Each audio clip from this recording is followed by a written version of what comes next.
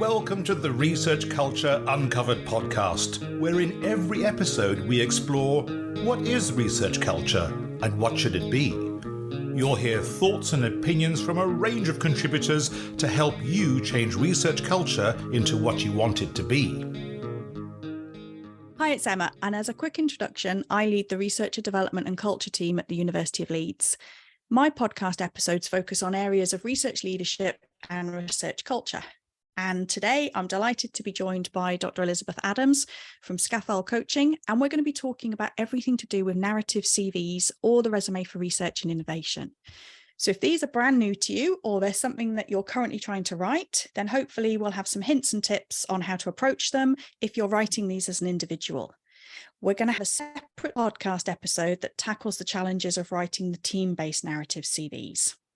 So welcome, Elizabeth. Should we start with a brief introduction to you and also why you're interested in narrative CVs?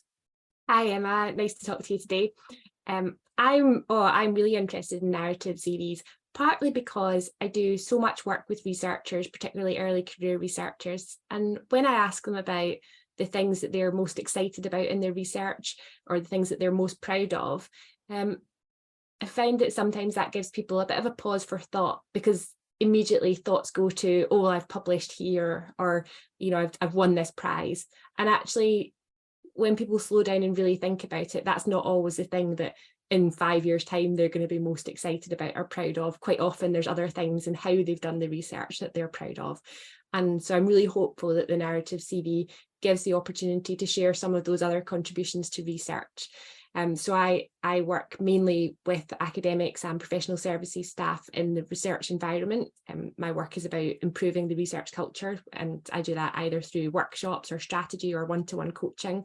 And I can see how the narrative CVs sort of impacts on all of the things that I do, and they're one tool in a wider context of how we can sort of change and encourage change in the research culture.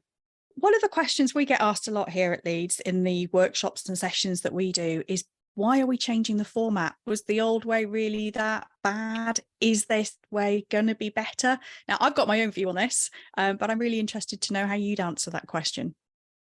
I think it's really important to realise that there's no one set in stone way of recruiting or evaluating grant applications or anything like that anyway. A lot of universities had already been starting to use narrative elements in some parts of their recruitment processes, as well as employers outside of academia. You know, some application processes now ask for answers to a series of questions, so maybe some case studies or even a short video that answers some questions, as well as your sort of more typical list type of CV. I know that some universities are asking people to explain the context of their publications, so that's a bit of narrative as well. It's not necessarily a full narrative CV, but just encouraging people to think more broadly about, you know, what is it about this thing that I did that really matters? What's it changed? What's the difference of it? So I think there's always been a kind of opportunity to sort of blend different types of approaches in different processes. So the narrative CVs maybe aren't so much of a leap as some people think. It's not like a complete change. It's more of an evolution and a trial of something as well.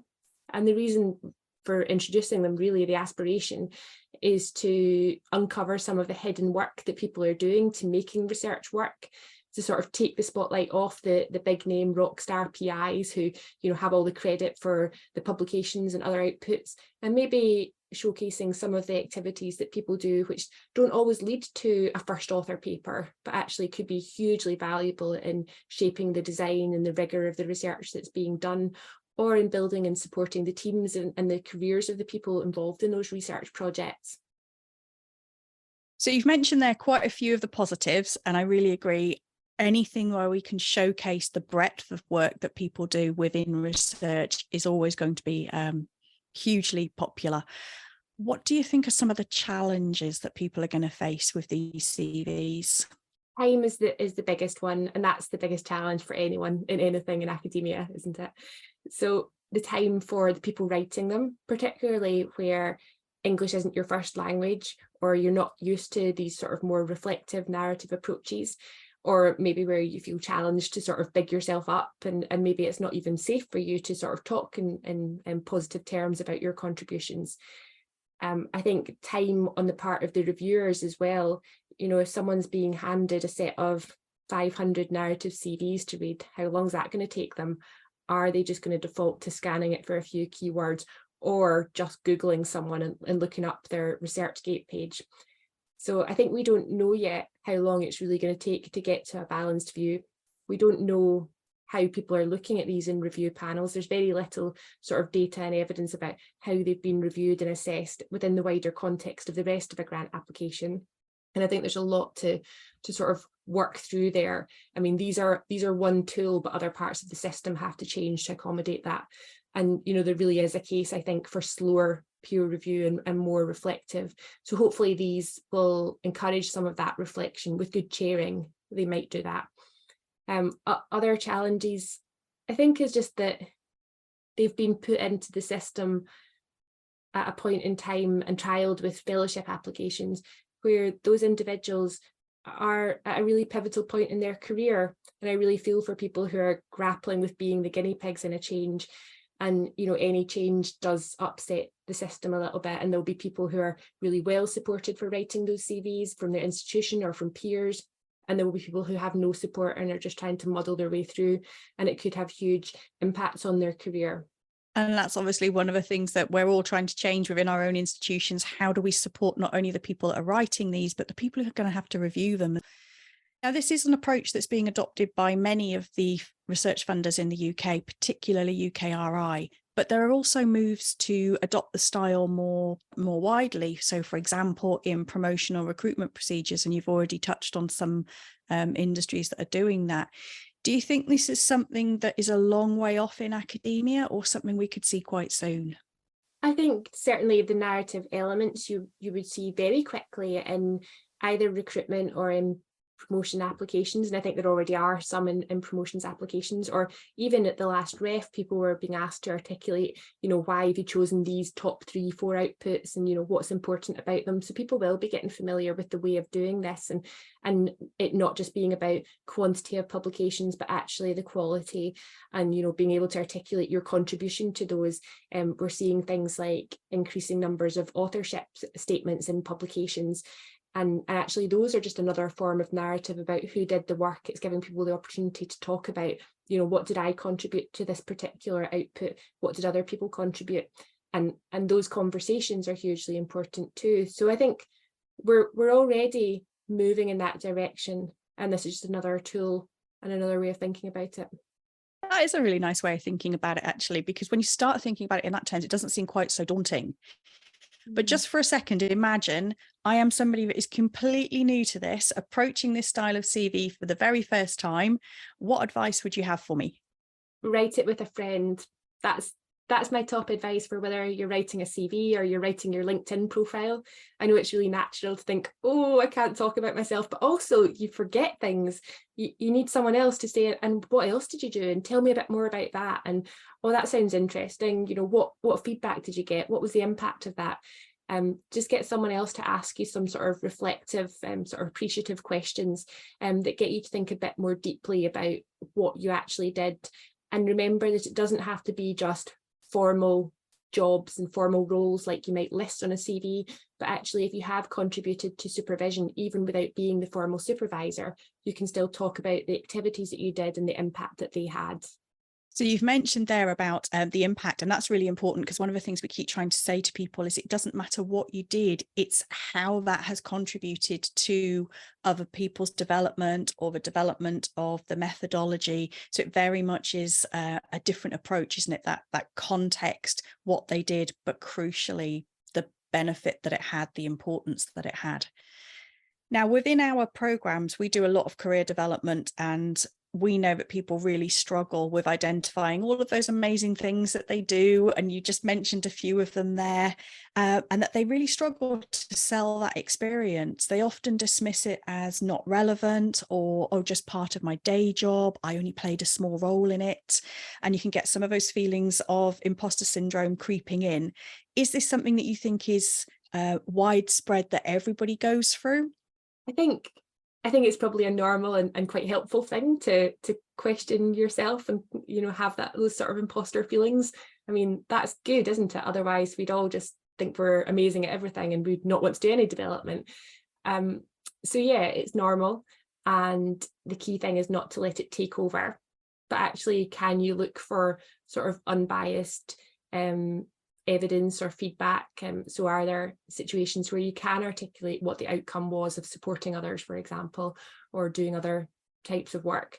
And if it's not quite the sort of the evidence and the data, can you also ask people around you in your research group or collaboration, just ask them to say, you know, what is it that I bring to this and how we do our work? What do you notice that I bring to meetings or that I do that's different to what other people do? What do you like about what I bring to our collaboration? And you might get a sense of things that you didn't even realize that you do. And that might help you to think about, well, what do you want the reviewer to know? But in the case of a narrative CV for a grant, it's about demonstrating that you've got the skill set and the networks and the capabilities and potential to deliver on that grant. So you've got to demonstrate that you've got the right skills to do the public engagement or to manage the project or manage the people and bring in different disciplines. So, you know, if you're thinking about it in terms of, I really want to do this grant because it's important, I know the work's important, then all you're doing is just filling in the evidence. You're not trying to write a totally separate document that's singing your own praises and just about boasting. You're just trying to provide that evidence that you are capable of delivering an amazing research project. And you also mentioned that difference between what we do through part of a formal role, for example, and all of the other stuff that the researchers are doing because they just do it. It doesn't necessarily have to be formally recognised. So when we're thinking about the whole purpose of these CVs, it is to widen the experience and the examples that they can use, to go beyond the contributions to just that research project. What advice would you have to people to get them to think about their broader experience, all of the things they can do, both formally and probably more importantly, informally? I think having a journal, having a notebook that you write this stuff down in, like all the time. I don't mean you have to spend all your time writing in it, but, you know, once a week, just note down some of the things that you've done this week. You might realize that actually you're contributing in a lot of different ways. You know, maybe you're supporting a health and safety audit, or you're helping people develop new methodologies, or you're writing sort of procedures for use of equipment, or you're mentoring others as they start to learn how to use that equipment. Or, you know, think about all of these different things you're doing. It's really hard to sit there with just a blank page and list them. But if you've just got a notebook where you can write them down on a Friday afternoon, asking other people, also having a look at things like the VTI Researcher Development Framework. I mean, that's a framework which lists all of the skills, attributes and behaviours that researchers demonstrate at different career stages. And that might give you some ideas. You might think, oh yeah, actually I do sort of help people to sort of think about what good research looks like, or understand what open research or reproducibility are in our discipline. You know, actually I've done some work in this area, or maybe I've done some public engagement, social media work that, you know, you might not have thought of so explicitly, but it just might give you some ideas. And then we've got the other side of that. How do you actually tailor it specifically to the resume that you're writing? So for the narrative that you're writing, we could end up with people having loads of experience, which would be fantastic, but we do only have a set word limit or a set page structure. So how do you then get people to think about what they include and what potentially they don't, or how they can demonstrate the breadth of their experience in one or two different examples? Yeah, you don't have much space. I mean, quite often it's a sort of 2-page limit and there's 4 different questions. So you just have to think about, what are the skills that will really be needed for this project, and what do I need to demonstrate that I have or have the ability to get, or to sort of bring in from elsewhere, and then try to map your experiences onto those. So quite often I recommend for all types of CVs that people have a sort of master CV that's everything, and then you just pull out the right stuff for the particular thing that you're applying to. So the same applies here. And then just getting other people to check it, because obviously they'll have a perspective on whether you're meeting the needs of the project, but they'll also be able to feed back to you on whether they sort of understand things like the timeline in your career. Because if you started putting stuff in from here, there and everywhere, it might come across as quite jumbled. unless you've really thought about that sort of timeline and what is the story of your career and how does one thing build on the other. And that can include outside experience that's not, from previous work experience, for example. That could go in any of the 4 boxes, and it might be about your people management skills, for example. But just trying to make it clear that you've got these skills and that they map against the project you're applying to. So one of the examples that I use is if you're writing a proposal and you're including postdoctoral researchers as part of that proposal, then you really need to be demonstrating how you've previously supported other people and their career development, where perhaps if that isn't something that you're asking for in the application, you might not spend so much focus on that and you might focus on something else. What about the people who are worried that they might not be strong in every box? And I don't think many people are strong in every single box. The purpose of the narrative CVs is to show that there's breadth in the research and innovation community in the UK, and to reflect that and rejoice in it, I suppose. So if you have particular strengths in one area and less so in others, that could be because of your career stage, because of the opportunities you've had to date, because of your discipline. There'll be people who, their research is really, really applied, and actually they might find it difficult to know which box different things go in, because for some people that might sound like a very sort of commercial focused thing, and maybe they think that goes in box 4, but actually for them it goes in box 1. And so I'd say don't stress about the boxes. It's about using the entirety of the CV to tell the story of how you've taken up the opportunities that you've had and how those build to tell the story of your career and why you're the right person. And just use the prompts as prompts, but don't sort of be a slave to them. That's a really good bit of advice there. Just look at it as a whole and not as these individual boxes, because we know ourselves there is some repetition that is going to happen between those 4 areas.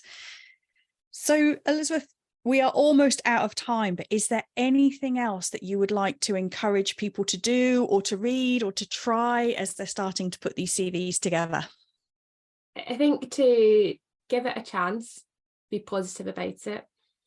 If you feel like you're writing something that feels really icky and hand wavy, like I am a paradigm shifting researcher, if it's starting to feel awful, then don't write it, and just sort of go back and think, actually, what am I trying to say here?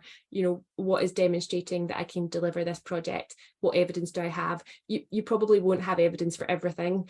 That's normal. So what can you say about what your approach was, and maybe the things that you did, and any feedback that you've had, or just any results you've seen? But you won't have evidence for everything, because obviously some things just take a long time to have impact. So don't worry about that if it's not possible. Just do what you can. And then if you have particular sort of perspectives on the experience of writing a narrative CV, UKRI have a box where you can provide feedback, and I think they'd be really open to feedback on how this has worked for different disciplines and different career stages and in particular circumstances. So please do use that to feedback and feed into the system in a way that's sort of positive and constructive and helps make this a meaningful introduction. Brilliant. Thank you very much. And I would also like to plug at this stage that the University of Leeds, through my team, we do have some resources available to people who are writing these CVs to help them think about the active language and to avoid some of the repetitive phrases that come out. Lots of the I dids, I haves, I aimed, all of those things. And they are openly available. And I will drop a link into the show notes at the end. But that is it for today. Thank you very much, Elizabeth, for joining us to talk about these individual narrative CVs. If you are thinking about how these work in a team context, remember there is going to be another podcast where we're going to focus on those in a bit more detail. And again, that will be in the show notes at the end. And on that note, thank you very much for joining us. And Elizabeth, over to you for the final word. Good luck, everyone. Enjoy.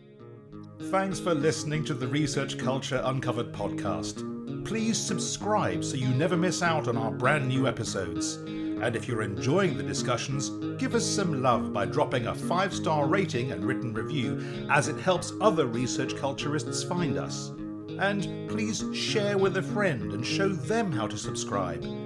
Thanks for listening, and here's to you and your research culture.